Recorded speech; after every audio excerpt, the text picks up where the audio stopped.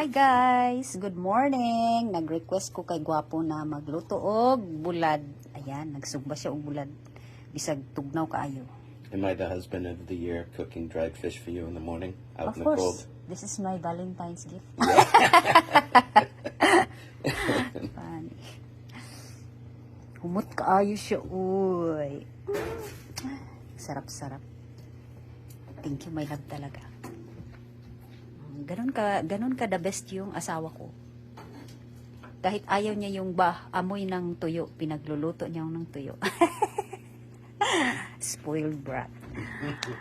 That I won't argue with you. Pero gaso-aso mong babao. Nana siya kabugnaw. Unya nagsugod na og snow. Nagsugod na ang snow. Unya pinakadaghan daw ang snow today. Ayan, nagsugod na siya snow. Gagmay pa lang siya pero tanawa gani ang hinduan na nasad na puno na sad.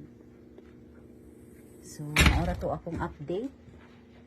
Excited ako magkaon sa pamahaw. Kay. Uluto na. Thank you, my love.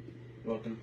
Ito na among bulad. Pwede na kumukaon kasama ang sabaw sa manok. Iinit pa na ko ang sabaw sa manok. Ay, naman mo prutahan mo. Init pa na ako ang sabaw sa manok kay kagabiin mo din ako niluto. Pero ang bulad, humot kaayo. Bukal naman siguro ni. Ay, wala pa siya di bukal, oh.